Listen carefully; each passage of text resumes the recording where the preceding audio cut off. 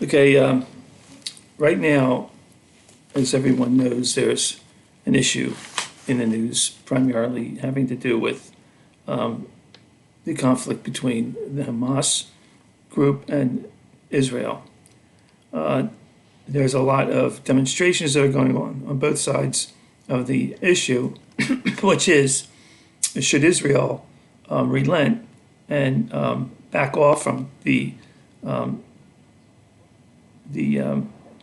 I wouldn't call it an invasion, I'd call it a military action against Gaza, who allowed Hamas to launch a military operation against Israel. So be it a small one, troublesome one, a dangerous one, but not one that was in any way going to threaten the state of Israel. Israel retaliated and is sworn to remove Hamas from Gaza.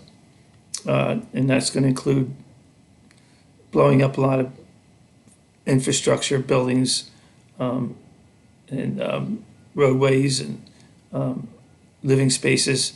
And that's going to cause great upheaval and already has caused the lives of over 1,000 Palestinians. Some I think, one estimate here was like 3,000 so far, men, women, and children. Were killed as a result of the collateral damage in the Israelis' attack to the provocation or response to the provocation in Gaza.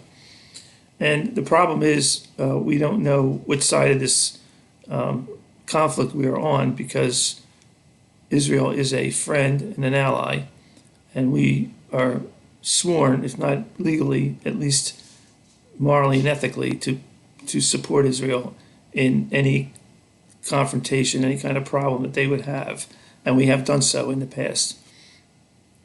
This particular incident is a little bit different and a lot of unanswered questions. The problem is, as you know, in the middle of war, in the middle of the battle, what questions do you ask? And after 9/11, for example, there were a lot of questions about Building 7 and a lot of inconsistencies in the stories that we were getting from people on the ground at the so-called ground zero. And when asked those questions, making those questions known to the press or to other government agencies, George W. Bush said, well, there's another time for politics. That's not the time now. Right now we need to respond. We need to respond to this attack on the United States. And even to this day, we feel that the response to the 9/11 attacks, many people feel that it was not directed properly. It was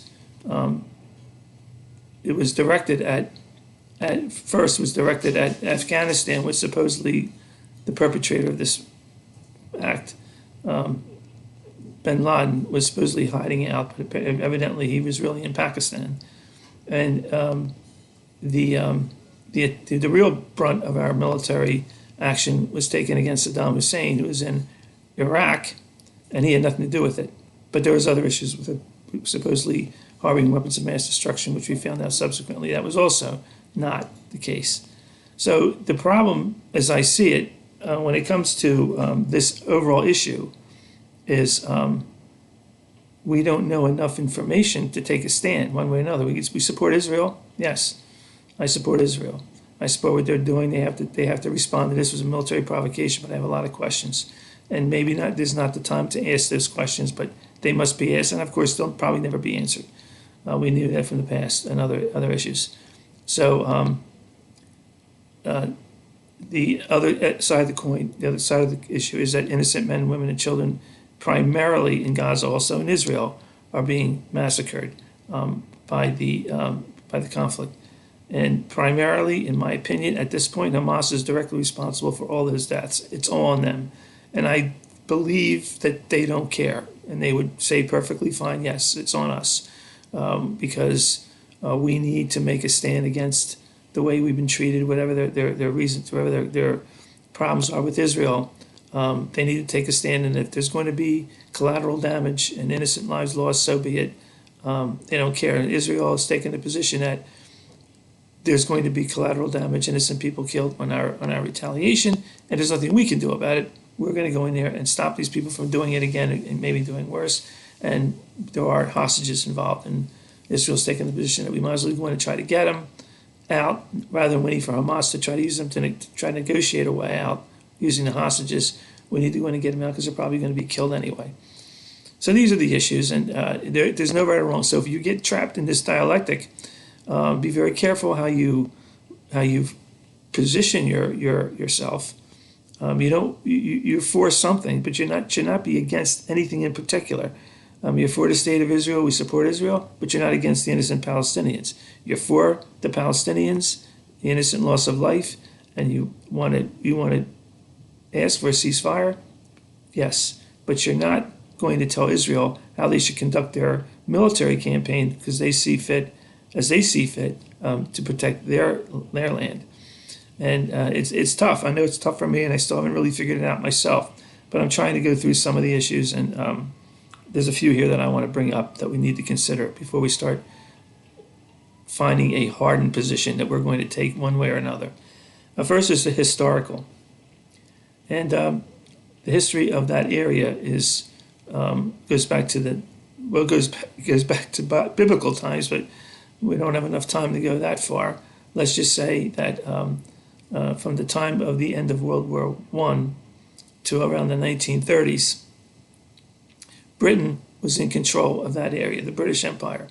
They had defeated the Ottomans along with their allies, Russia and France, I believe, and Italy, I think, had something to do with it as well. And they won the war, and they were given the authority to go in and carve up that area with France and Britain. And they carved up the area. And to be fair to Britain, the Arab Muslims got the majority of that area. They got most of it. They got Jordan. They got Lebanon. They got Syria. They got Sinai. They got everything. Okay, but the little piece that we know as Palestine was promised to the Palestinians who helped the British in fighting the Ottomans in World War I. They needed their help, and they made a promise that if you fight with us, if you take a position with us, we are going to give you your own little place to live, your own little country.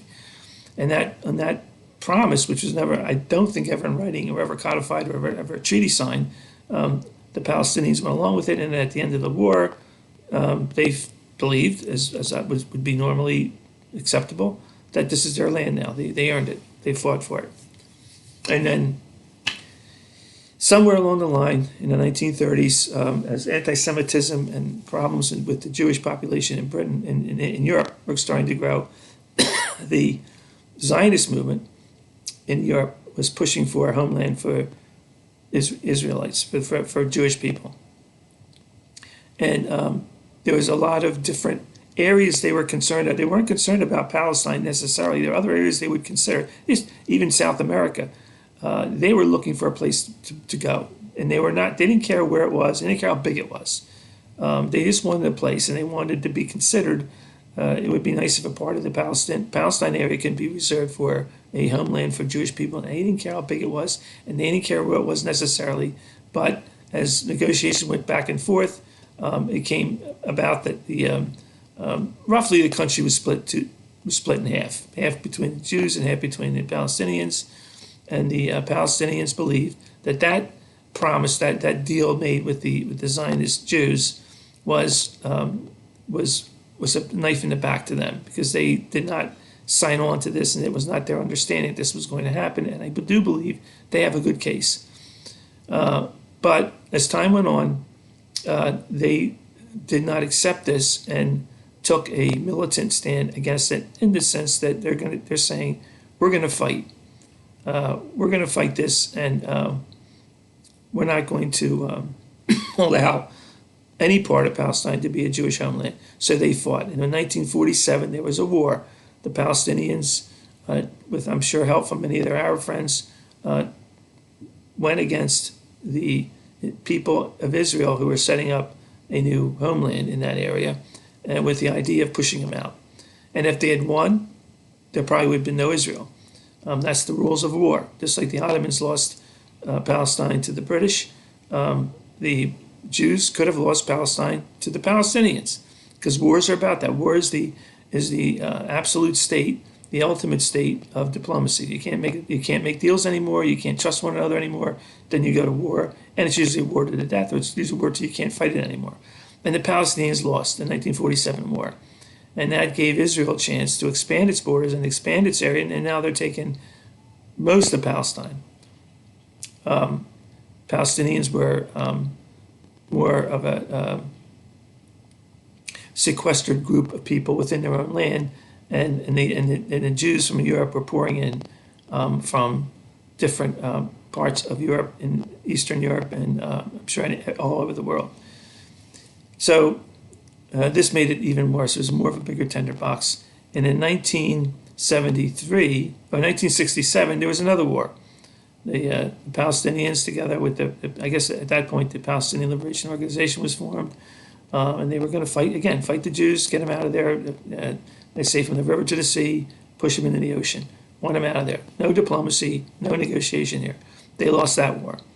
Now the Israelis are really firming their control of that area, and the Palestinians more and more are losing their ability to even have a state.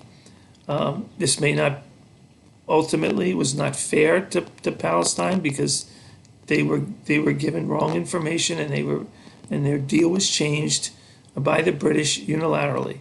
But it was done. It was already done, and what's set in stone was set in stone, and it can't be undone. We're not going to push the Jews out of there. We're not going to push the Palestinians out of there. Both in there, and they got to live together, and they've got to work something out, whether we like it or not. The United States has nothing to do with this, guys. The U.S. has nothing to do with this. You can make all the cases you want about it, but we were not part of this. And we made it a part of this because we support Israel for a lot of reasons, political reasons as well as economic reasons and religious reasons. But this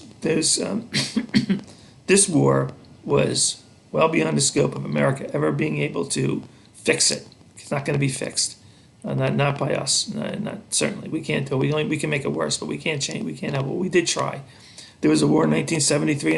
Another chance. This time, the Palestinians had all the support of their Arab neighbors, Egypt, Syria, I believe, and even Russia was sending arms and equipment to Egypt to fight the Israeli army. This was going to be the ultimate war to end all of Israel, and that failed. And Israel now took Sinai, took the Golan Heights. They're expanding their territories. They're getting stronger, and they're winning by war. They're winning the same way the Palestinians got their. We're saying the Ottomans got their territory through war, and it's only fair to Israelis. They got the same deal. You want to fight for it? Okay, you fight. We win. It's ours now, and that's what's happened. And we may not like that, but that's the way it is. That's the way it is all over the world and always has been. So.